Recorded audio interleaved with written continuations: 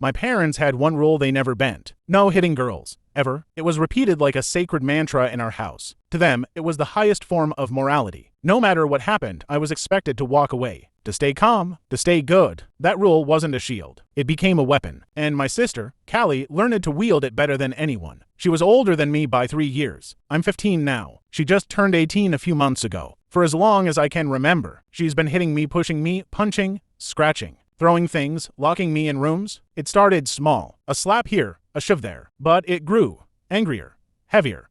More dangerous. Every time I cried or told my parents, I got the same speech. You can't hit her back. She's just a girl. Be the bigger person. It'll pass. It never passed. It just got worse. She broke my phone once. Threw it into the toilet because I told her to knock before entering my room. She hit me with a chair once. They called it a sibling argument. I had bruises on my ribs for a week. They never punished her, never grounded her, not even when she called me names, cursed at me, or told me she wished I had never been born. And I stayed quiet. I believed it was my job to endure her, because that's what boys were supposed to do, especially younger brothers. But a few months ago she went too far. We were alone at home. I had taken the last soda from the fridge. That's all it took. She lost control, pinned me to the ground, screaming like an animal, punching me over and over. When I tried to cover my head, she grabbed a glass plate and smashed it on the side of my face. I passed out, woke up in a hospital bed with 15 stitches on my cheek, a fractured wrist, and a concussion. The nurses were horrified. They called CPS. That's when the lies began. Callie told them I was being beaten at home, said my parents were monsters, that they hurt us both for years, that they were the real abusers. She cried and shook and acted so fragile, and for once my parents were speechless. Their golden child, their pride, their always defended daughter was accusing them now. CPS launched a full investigation, interviewed me over and over, tried to convince me my parents were hiding something. But I told the truth. They didn't hit me. They just refused to believe my sister did. They failed me, but they never abused me. It wasn't the kind of defense that cleared them immediately, but it helped. CPS decided not to remove me, but the case remained open. My parents were shaken, confused, embarrassed. But still, they didn't blame Callie, even when she left the house without a word. A few weeks later, the call came in. Callie had been arrested. She got into a fight at her new school. Another student said something that set her off. Witnesses said she slammed a 12-year-old boy's head into a metal locker again and again, until he stopped moving. He lived, barely, but the damage was done.